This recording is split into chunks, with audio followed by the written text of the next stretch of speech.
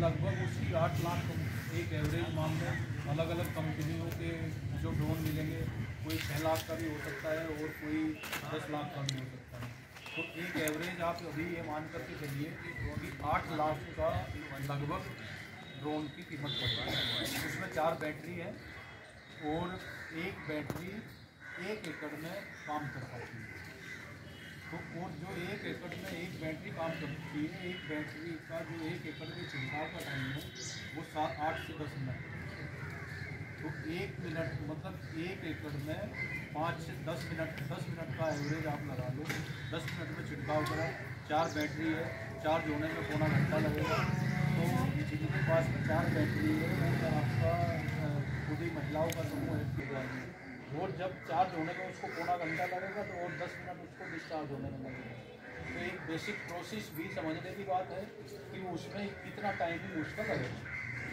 जब ये टाइमिंग लगेगा और जिस एफपीओ को, जिस ये सीएनए को ये ड्रोन देने जा रहे हैं, उसमें सरकार की तरफ से उसको छूट मिल गई।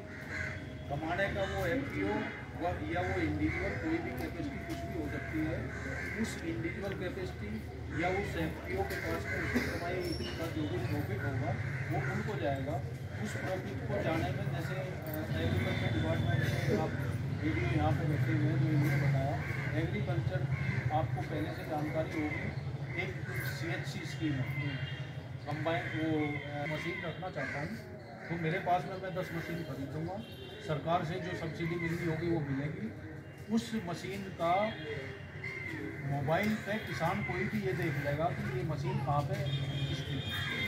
वो चीज़ इसमें भी है। जैसे हमारे जो इनको से ड्रोन चला रहे हैं उनका GPRS सिस्टम से एनेबल करेंगे। GPRS सिस्टम से उनकी जानकारी है कि वो ड्रोन अभी कहाँ पे है, क्या कर रहा है। वो सारी जानकारी जो देखने वाले हैं तो वो ये देखते रहेंगे कि ये पर्पज के लिए दे रहे हैं, उस पर्पज को भी ये पूरा कर रहे हैं कि नहीं। तो एफपीओ को जब कोई एफपीओ आप एवरेज एक मान के चलो यदि 25% पैसा उसका दे भी रहा है और एक दिन में वो 10 एकड़ या 15 एकड़ की छिड़काव करता है तो 400 रुपये पर एकड़ का एक लमसम आप एक आइडिया मान के चलो कि यदि चाहे वो स्प्रे मशीन पीट वाली हो, चाहे ट्रैक्टर वाली स्प्रे मशीन हो, या जिसका भी जो खर्च लेते हैं ऑन एन एवरेज उसका खर्च 300-400 रुपये पर एकड़ लेते हैं। तो सरकार का एक कोई क्राइटेरिया बनाया जाएगा कि हम उसको ये मान करके चलें कि 400 रुपये एकड़ उसका निर्धारित होगा।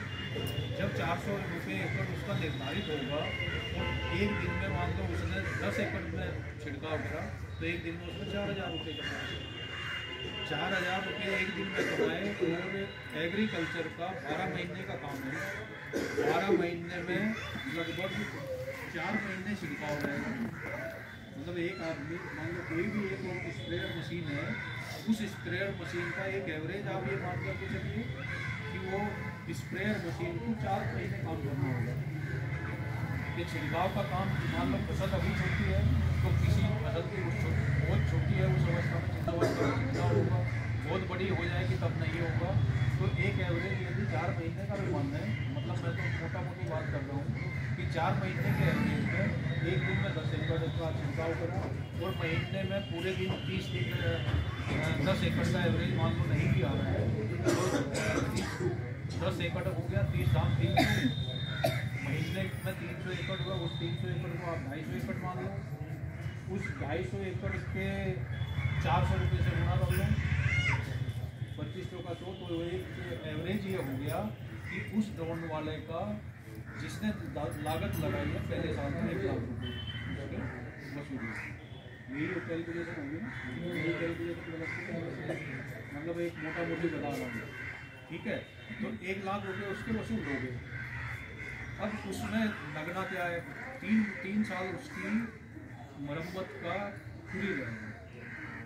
जो भी उसकी कंपनी होगी वो कंपनी उसकी मरम्मत करेगी।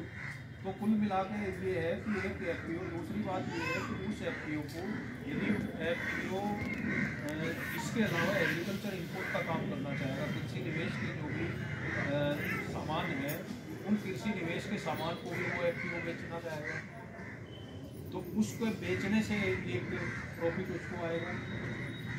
तो तो उसको बेचने का जो प्रॉफिट आएगा, मान लो मैं इसको की बात करूँ, इनको के हम मेन फर्टिलाइजर जो है यूरिया NPK को किसी को खिलाफ नहीं देंगे, आप ये मान लो। लेकिन अदर्स के जो फर्टिलाइजर हैं हमारे इको के, तो यूरिया NPK DAP का क्या है कि आधार बेस है, आधार से वो किसान तो बेचने का, यदि इको से अदर प्रोडक्ट को साल में बेचने का अधिकार मिल गया तो उसका लगभग जो प्रॉफिट होगा 1 साल का एवरेज 5 लाख मान कि आप कुछ बहुत सारे, मान लो आपने 10 टन सागरी का बेच दी, सागरी का लिक्विड बेची, जो इको के 1 चीज वाले खाद हैं वो बेचे, तो इस तरीके से एक आदमी एवरेज कम से कम 5 लाख रुपये का प्रॉफिट कमा सकता है।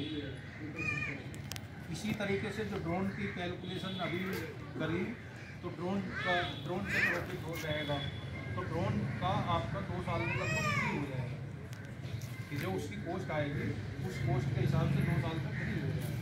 हमने उसको ले जाने का ट्रांसपोर्टेशन का इन्होंने तो एक ये भी दिया है कि क्योंकि गवर्नमेंट की ये भी योजना है कि भाई डीजल और पेट्रोल से बहुत ज़्यादा उसकी खपत ना बढ़ा करके हम उसको इस्तेमाल करें कि जिसमें बैटरी एक बार बैटरी लगाई तो बैटरी के हिसाब से कम चलेगा, तो उसमें कुछ अभी आधे घंटे में कर दो। हाँ पता लगा था तो उसका अभी क्या है कि जैसे मान लो आपका ड्रोन की लागत आपकी 2 साल में लगभग उसकी बराबर होगी कि जो किसान ने लागत लगाई उसकी 2 साल में बराबर होगी। इसके अलावा और दूसरे ये हुआ केवल फर्टिलाइज़र का। अब फर्टिलाइज़र के साथ साथ किसान केमिकल का भी यूज करता है। जब केमिकल का यूज करेगा, दवाइयों का इस्तेमाल, और यदि आप पूरनपुर क्षेत्र की बात करें तो पूरनपुर क्षेत्र में दवाइयों का इस्तेमाल बहुत ज़्यादा है,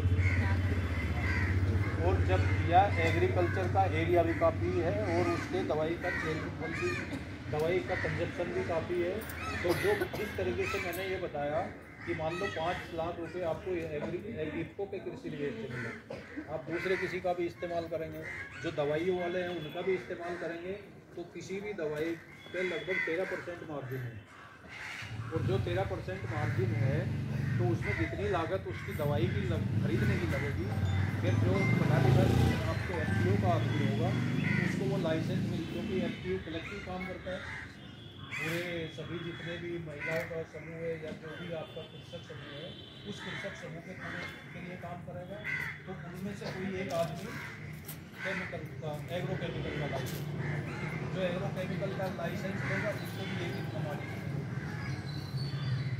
तो कुल मिला के ये है, ये इस तरीके का एक रास्ता मिलेगा कि जो केवल ड्रोन का ही नहीं है, ड्रोन के जो सब्सिडरी चीज़ हैं उनका भी आपको प्रॉफिट मिलेगा, तो वो प्रॉफिट भी मिलेगा।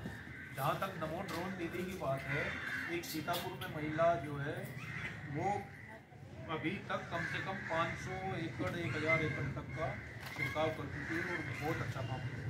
उसका टीवी पे भी आया था, उनको 26 जनवरी पे वहाँ बुलाया भी गया था, और वो प्रधानमंत्री के बगल में खड़ी होकर के, और जब किसी का ये इंट्रोडक्शन होगी ये ड्रोन दीदी है, तो गवर्नमेंट कोई योजना ऐसे तो चलाती नहीं कि लोगों को किसी के प्रॉफिट के लिए ना आए।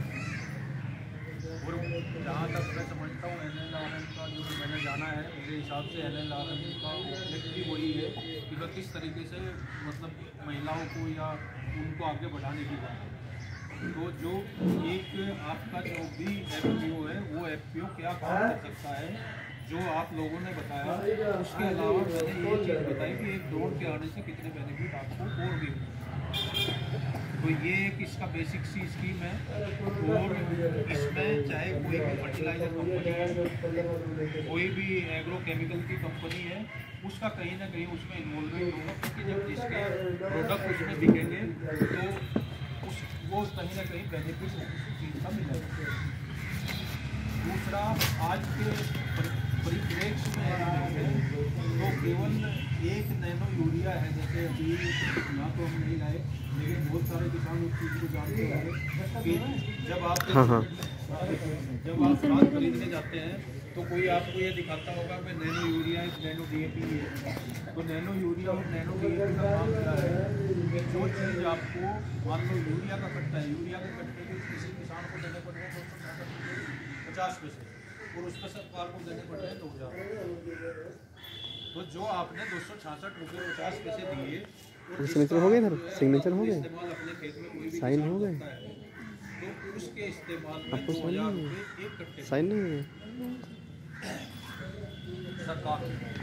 तो पूरे फर्टिलाइजर इंडस्ट्री की यदि बात करें तो फर्टिलाइजर इंडस्ट्री में 1,25,000 करोड़ रुपए की सब्सिडी, और उस सब्सिडी को गवर्नमेंट यदि 50% में भी ले आई तो 50% की जब सब्सिडी आप ले आओ, मतलब मान लो ये सब्सिडी घट जाएगी तो उसका भी फायदा कहीं ना कहीं हर किसी को मिलेगा, क्योंकि जब विकास का पैसा बचेगा तो वो विकास में ही लगेगा।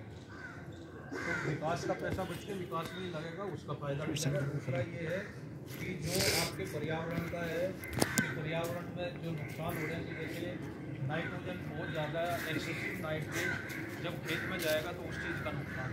यूरिया जब डालते हैं तो यूरिया की लीचिंग होगी, यूरिया की लीचिंग होकर के जिस खेत में चली जाएगी उसकी अम्लीयता धीरे धीरे बढ़ेगी, pH उसका बढ़ेगा, pH जब ज़्यादा बढ़ जाएगा तो उसके बाद में वो खेती करने लायक नहीं रहेगी।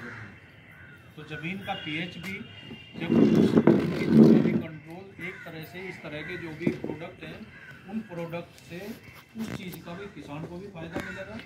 मतलब होना ये है कि यदि किसान को उसका फ़ायदा पूरा मिलता है और किसान उसको डाल करके कोई और चीज़ में भी फ़ायदा कर रहा है, किसी देश के विकास में फ़ायदा कर रहा है, पर्यावरण में फ़ायदा कर रहा है, दवाइयों में, जैसे लुधियाना का ये बताते हैं कि लुधियाना में बहुत ज़्यादा एग्रो केमिकल का इस्तेमाल बहुत ज़्यादा है, तो वहाँ से एक ट्रेन बन के चलती है, कैंसर भी सबसे ज़्यादा है। आजकल ऑर्गेनिक फार्मिंग की जो बात करते हैं कृषि विभाग में, ऑर्गेनिक फार्मिंग की बात है, कृषि विभाग एक योजना चलाता है, उसमें 50% सब्सिडी देते हैं, हमारी गन्ना समितियाँ उसमें 50% सब्सिडी देती है। तो बहुत सारी जगह पे ऐसी योजनाएं कहीं ना कहीं चलती रहती है कि जिन योजनाओं का लाभ डायरेक्ट और इनडायरेक्ट भी किसान को मिले। तो वही आपकी योजना है और वही सरकार की योजना है। तो उसी चीज़ में कि मैकेनाइजेशन करने के लिए मैकेनाइजेशन तो हो, लेकिन उस लेवल पे किसी व्यक्तिगत रूप से किसी को कोई बर्डन ना हो। तो जो बर्डन मान लो आपका 75% 80% सरकार ले लेगी, 25% आपको देना हुआ। मैं एक एवरेज की बात कर रहा हूँ, मुझे उसका अभी आगे चल के उसकी क्या योजना होगी मैं उस पर बात नहीं कर रहा। तो 25% भी सब यदि किसान को 25% दे करके और कोई एग्रीकल्चर इम्प्लीमेंट मिल गया और वो सब किसान के काम का हो, तो उससे जो उसका डायरेक्ट और इनडायरेक्ट फ़ायदा होगा वो सीधे सीधे किसान को ही मिलेगा, या किसानों के उस FPO को मिलेगा, या जो आपका जो CLF है उसको मिलेगा। तो यही उस योजना का मकसद है। ड्रोन से छिड़काव करने की जहाँ तक बात है, क्योंकि यदि कुछ किसान मान लो उस चीज़ को सोचते होंगे कि जब हम ड्रोन से छिड़काव नहीं कर रहे हैं तो पानी लग रहा है 200 लीटर। यदि हम ट्रैक्टर वाले स्प्रेयर से छिड़काव करते हैं तो उसमें 200 लीटर पानी लगता है।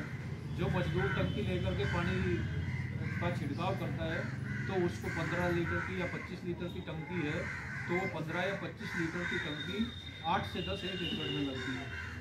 तो अब आपके या किसी के भी दिमाग में ये चीज़ आ सकती है कि जहाँ 150-200 लीटर पानी काम कर रहा है वहाँ 10 लीटर पानी कैसे काम कर रहा है।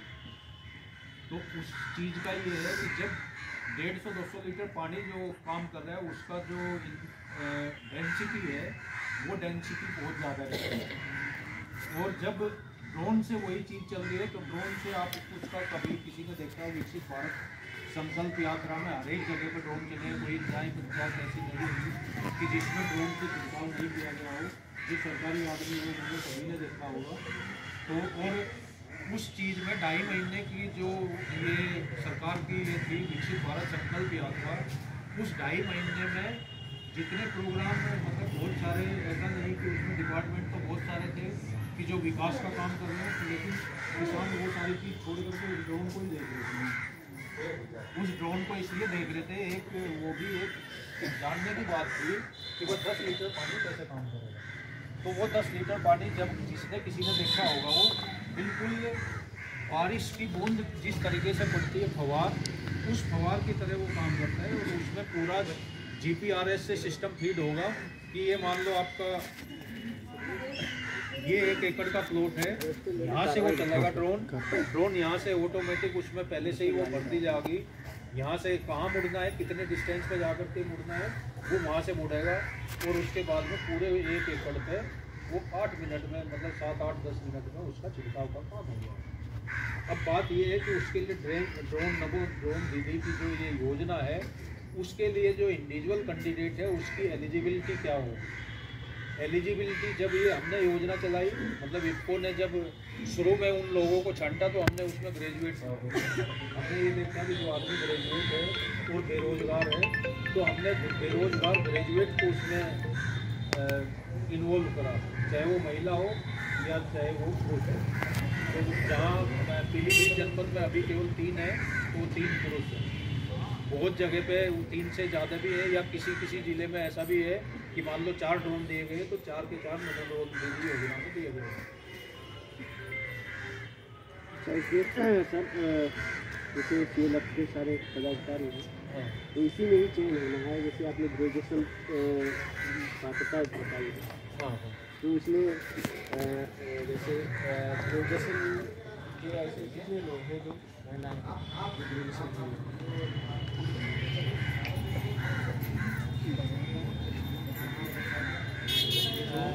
अब जैसे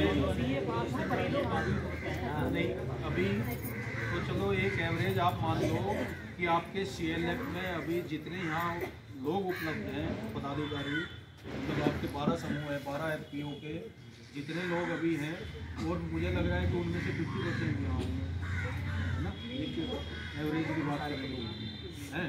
और 50% में लगभग 20 के हाथ उठ गए कि 20 ग्रेजुएट हैं।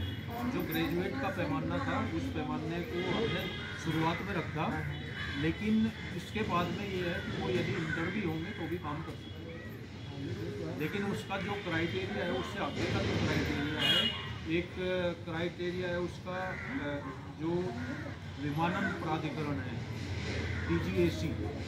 DGAC से उसका सर्टिफिकेट लिया जाना जरूरी है, चाहे वो इंटर है या ग्रेजुएट है, जो भी हो।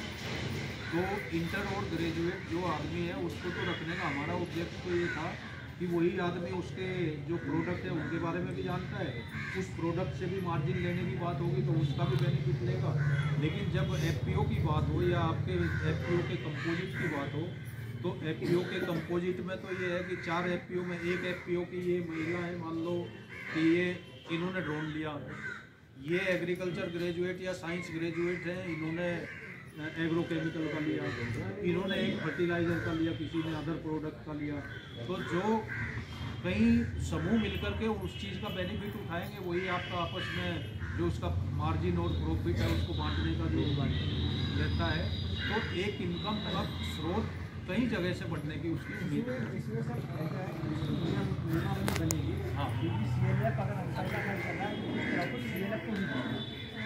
हाँ, ऐसा नहीं कि जो नहीं वो तो देखो आप उसका इंडिविजुअल प्रॉफिट नहीं दे रहे हैं। जैसे मान लो हम बात कर रहे हैं, हम अपनी बात करें तो हमने तो ड्रोन एक आदमी को लेकर के दे दिया, और उससे जो हमें उसका जो पैसा हमें उससे लेना होगा, उसका कंट्रीब्यूशन चाहे वो 10% है या 20% है या 25% है, हमने उससे ले लिया, और वो 25% उसका कंट्रीब्यूशन लेकर के हमने ड्रोन दे दिया। ड्रोन की चाहे कीमत जो भी हो, बाकी कमाने का जो उसकी कमाई होगी, उस कमाई को हमने पूरा उसको दे दिया।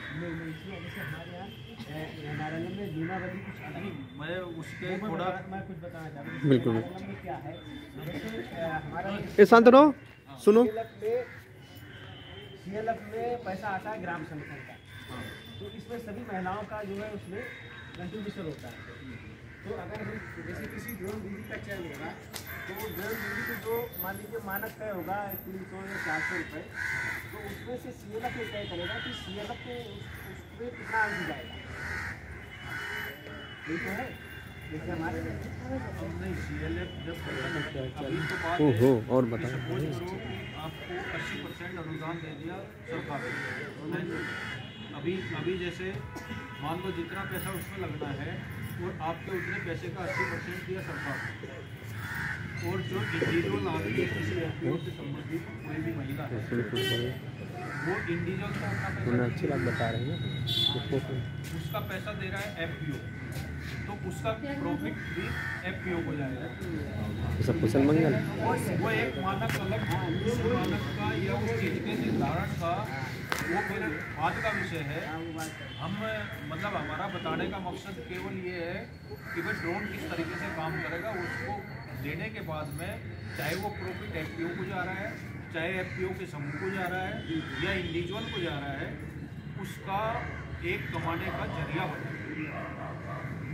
हमें केवल इतना मतलब आप लोग जो आज यहाँ इकट्ठा हुए हैं, आज केवल इसी बात के लिए तो इकट्ठा हुए हैं कि भाई इसमें कोई योजना यदि आ रही है उस योजना में चाहे वो FPO, चाहे वो इंडिविजुअल, चाहे वो CLF कोई पैसा लगा रहा है, बढ़िया है, ऐसे बुला लिया ना मैंने, कैसे ही 2 बुला लाख लिया, रुपए बढ़िया लगाने है। पड़े तो 2 लाख लगाने के बाद में उसका प्रॉफिट कितना होगा? क्योंकि FPO में कोई नहीं है कृषि मतलब विभाग आपका सब्जेक्ट तो यही है ना।